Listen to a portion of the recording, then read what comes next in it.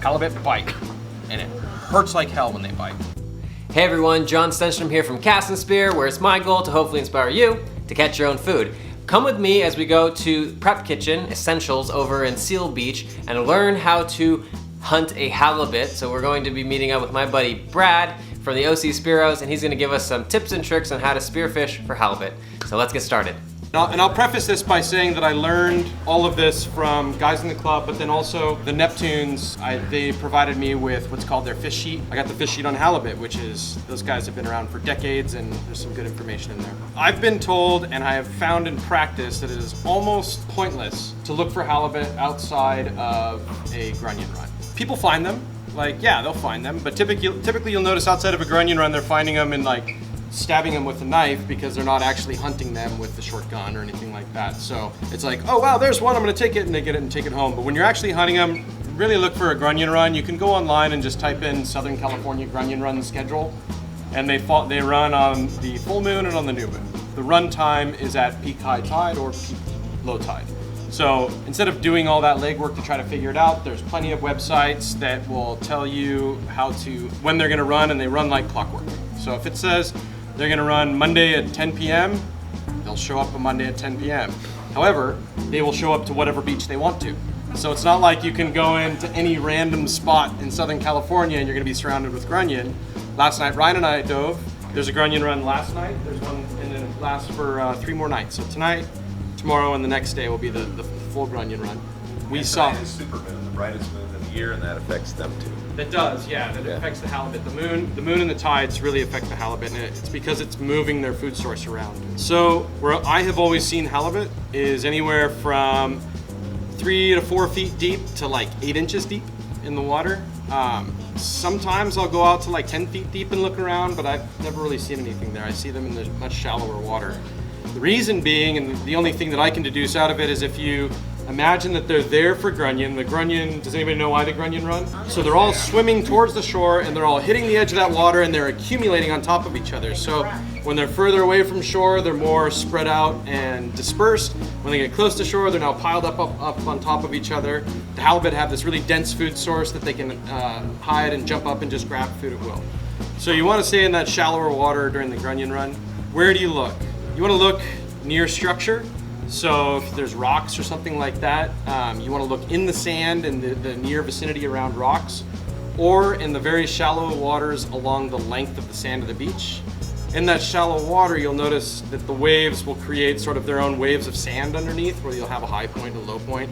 Look in the low point. Spend no time looking in the high point. Halibut, you can see how they're shaped. They've got these fins that come out that are sitting like this. They'll be sitting, there'll be a high point, and a low point. They'll be sitting down in there. They don't want to sit on the top, because if that happened, the water would sort of brush all the sand off them. Their fins would be flapping all over the place. They'd be really uncomfortable. So they're sitting in the eddy down in that low point of the sand.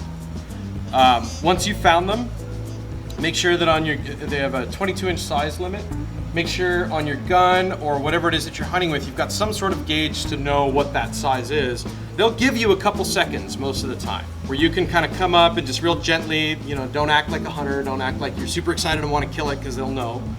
Just sort of gently come up, move your gun or whatever you have to measure near it, and be like, yep, that's legal, before you pull the trigger, because they'll give you 2 or 3 seconds to do that. If you come up from behind, these eyes will pivot, and if they see you, they'll bolt that way. If you come up from in front though, I've also noticed a lot of times they sort of hunker down. So if you come up from in front of them and you're going slowly, approaching from the front also gives you the benefit of, if you imagine that you're on top of the water and you're seeing the halibut down below you, you're now pointing your gun at an angle this way. So as you shoot, this fish that's shaped like this swims like this. He can't go that way. The only way he can go when he swims is that way. And if your spear is like that and he swims that way, guess what? He's now sliding up your spear and really screwing himself. If you come from this way and he tries to swim, and your flopper or whatever it is that you're using to hold on to him doesn't open up, he's going to swim right off your shaft, and you'll more than likely lose him. More likely the wolves can become that way too. Correct. Yeah. If they see danger coming from behind, I can get away. If they see danger coming from the front, they're like, ooh, I can only swim towards them. I don't want to get closer. I better use my camouflage and hunker down.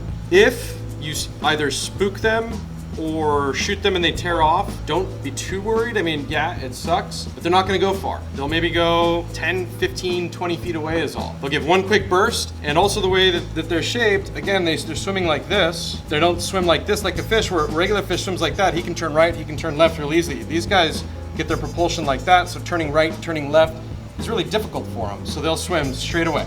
I mean, they may veer a little bit. You can start a circle pattern from where you saw them and just like swim in circles with a widening radius around and around and around until you find them, and 9 times out of 10 you'll find them again. That also goes for if you're seeing small ones. If you're seeing a lot of small halibut, don't leave. Halibut stick together. The smaller ones will stay with the bigger ones. So if you start seeing an area where you see a lot of smaller ones, circle the area, stay there, circle around, work the area, look in those low spots, and typically the bigger ones will be there with the smaller ones. It didn't work out so well last night. I mean, we saw a couple dozen small ones, and I found one that was just barely legal. It's just, sometimes it doesn't work out. Once you've shot them, braining these guys is really hard. Their brain is somewhere in there, and I swear to God, it's the size of like a grain of sand. It's like 90 degrees back from that line, 90 degrees, So like right around Like the center eye. Yeah, no, that, the top eye, Oh yeah. like right in here somewhere. so sort of in the gill area. Yeah, kind of at the top of the gill plate, come up and then turn 90. If you draw a line there, then 90, right around where it intersects the gill. That's good to know, because right here, this little piece of the halibut, that's its cheek. That is a delicious part. So if you sit there stabbing around, you're gonna ruin that cheek.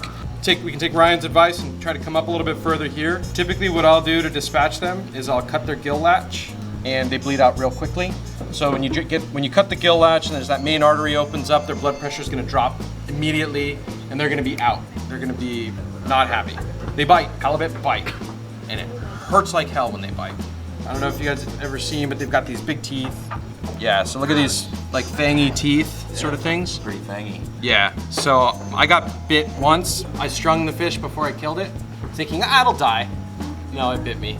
So now I had a fish behind me biting me, and I had to find a way to get him back. Let's get rid of him. Yeah, so any questions on how to find them?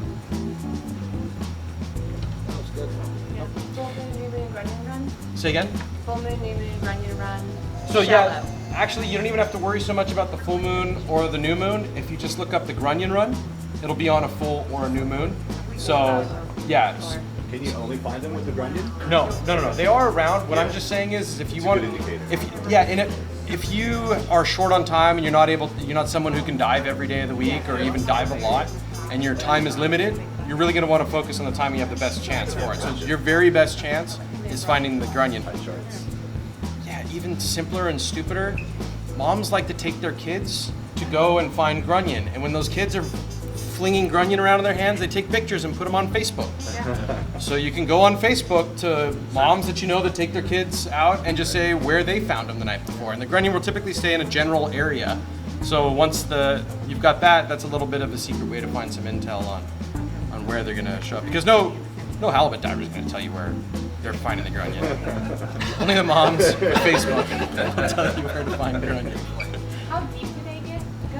So they catch them on hook and line in hundreds of feet deep. When I'm hunting them spear, I'm honestly 4 feet to like 8 inches deep.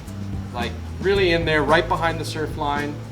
They will be in sort of the nastiness of the churning of the sand, but not as much if you stay right behind that.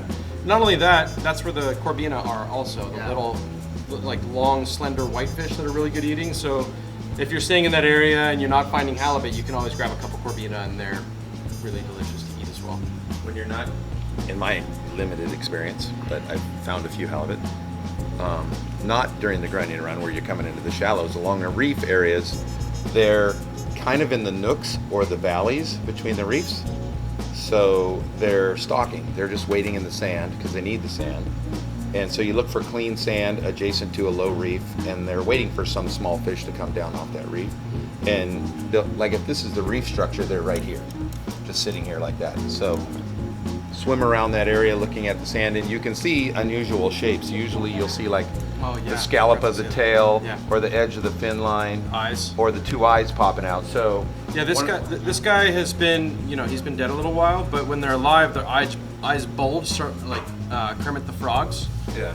You'll see those eyes sort of bubbled up over Yeah, the so top if of you the see sand. two black dots they're always going to be like 2 to 3 inches apart and about a half inch in diameter. You see two black dots like that, pay attention and just scope it out a little bit. Yeah, don't shine your light directly at them if you see them. If you sit, just like a lobster, if you're gonna sit there and point your light at them and say like, oh man, is that it? And you're shining directly on them, eventually they'll spook. So if you see what you think it is, move the focus of your light off to the side to where you still have enough light to get an idea of what you're looking at, but not directly on them. You'll have a better chance of keeping them around. On Ryan's note of how you actually recognize them in the sand, a lot of times too, if the water's moving back and forth, you'll see this fin sort of get caught and lifted just the tiniest little bit, and you'll see their silhouette. Like a break in that. You get that little undulated sand pattern and they're kind of linear and parallel, Yeah. and then you see a weird shape there. So they Look will at it. catch you as you're looking at for hours and hours at sand. Your eye will get trained to where something's not right, and when something's not right, that's when you really slow down and say, I need to figure out what that is. And don't be like me. On my first halibut dive, I was like, I wonder if that's a halibut, and I went to lightly tap it with my spear, and this just behemoth swam away. So don't do that. Just spend a little bit of time and look at them. Yeah. So any other questions?